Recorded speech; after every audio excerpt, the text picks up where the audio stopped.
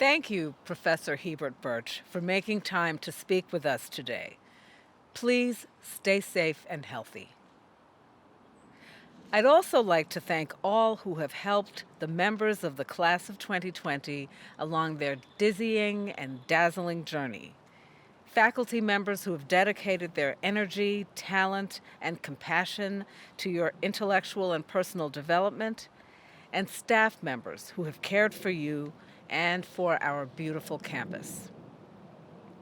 We also want to take this opportunity to say thank you to the friends who are watching today.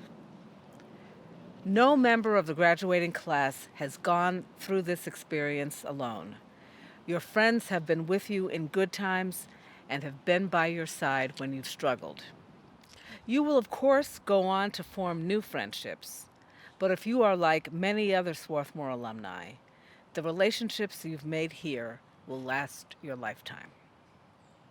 Most especially, today let us say thank you to parents, family members, and caregivers who supported your education, who cheered your triumphs, who helped you learn from the problems you confronted, and who today are filled with pride.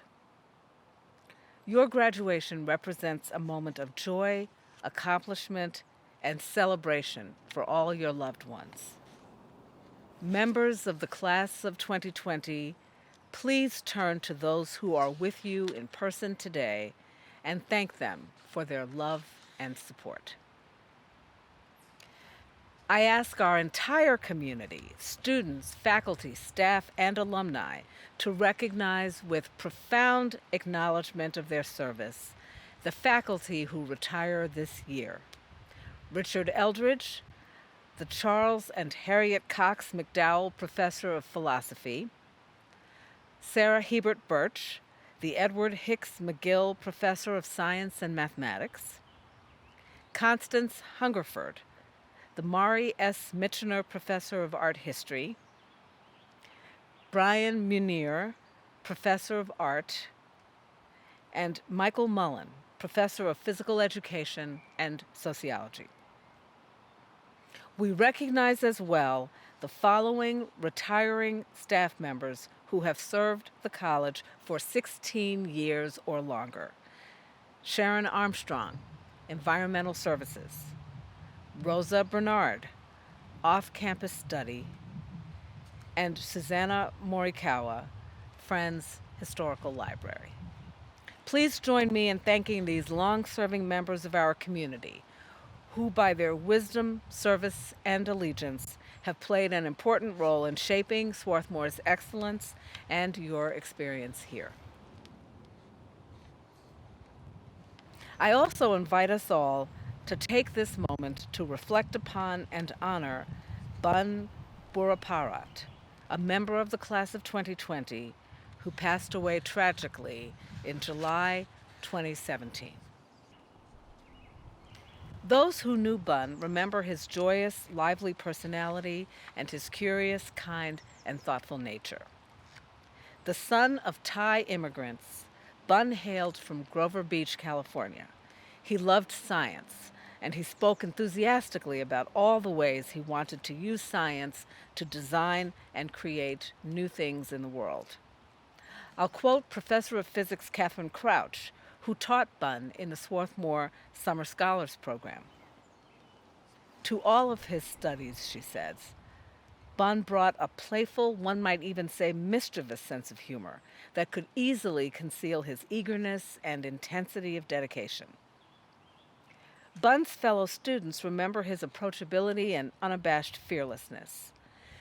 In 2017, Bun participated in the SWAT tank competition, during which he and his team presented Game Plan, a personalized social app that would allow students to make and easily share event plans.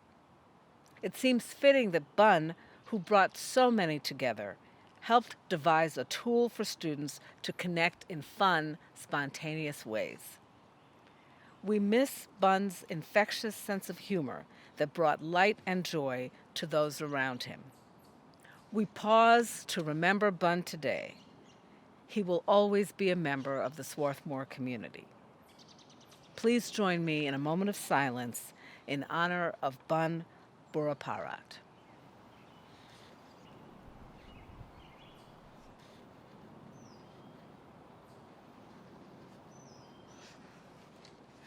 Thank you.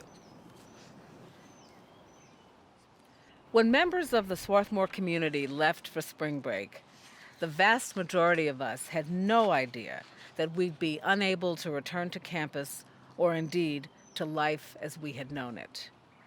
In the intervening weeks and months, we have grieved the suffering, disruption, and loss the COVID-19 pandemic has introduced into all of our lives. It affects each of us in different ways. For some, it's simply unsettling. For others, it's absolutely devastating. But no individual, no family, no higher ed institution, no sector, no nation is untouched by it. As we gather from across the country and around the globe to celebrate your graduation from Swarthmore, we share your mixed feelings. On the one hand, we celebrate your extraordinary accomplishments. You have risen to the occasion time and time again at one of the world's premier liberal arts institutions, known for its intensity and academic rigor. This achievement would be cause for celebration under normal circumstances, but the fact that you completed the work of your final semester, papers, theses, exams, performances, projects, and so on, you completed this work under intensely adverse conditions. This is remarkable indeed. You have gained emotional maturity through your friendships with fellow students and your relationships with professors and staff members. Through internships and volunteer opportunities, you have explored the real-world applications of your academic work. And through your participation in the arts, athletics, and other co-curricular activities, you have honed your talents and developed your leadership skills, creativity, and collaborative spirit. You arrived here just a few years ago, and during your time at Swarthmore, you have made this place your own. All of us, your loved ones, as well as the faculty and staff of Swarthmore, applaud your accomplishments. Yet, even as we share in your joy, we must acknowledge that this is not how any of us would have wished your academic career at Swarthmore to conclude. We deeply regret the experiences that this global crisis took from you and took without notice. Your final performances, exhibitions, in-person honor exams, those late-night senior week conversations, the We Heart Seniors Dinner, senior brunch at the dean's house, rose pinning on the morning of commencement, and so much more. Times like these, natural disasters, economic crashes, pandemics, remind us that civilization is, in the words of John Maynard Keynes, a thin and precarious crust erected by the personality and the will of a very few, and only maintained by rules and conventions skillfully put across and guilefully preserved. What lessons are we learning about ourselves now that that crust has been pierced?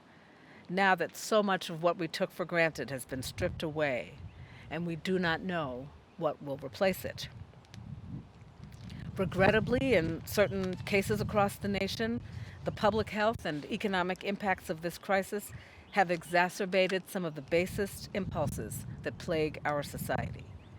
For some, the rate of infection, the disruptions of daily life, and fear of the virus itself are unleashing anti-Asian and anti-Black racism, anti-Semitism, xenophobia, and other forms of racial and ethnic bias.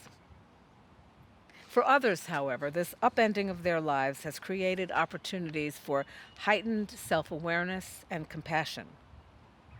Every day brings stories of those who have discovered or rediscovered the value of reflection, an appreciation of those who perform the essential jobs on which we depend, a deepened sense of gratitude for their loved ones, a renewed joy in the daily rituals of attending to one's basic needs, an embrace of the slower pace of life, and a willingness to take responsibility for meeting the needs of others. I think in particular of the young people around the country who are delivering food to their more vulnerable neighbors. And I think of the artists and small business owners who have made hundreds upon hundreds of cloth face masks to help address the shortage, just as several members of the Swarthmore community have done.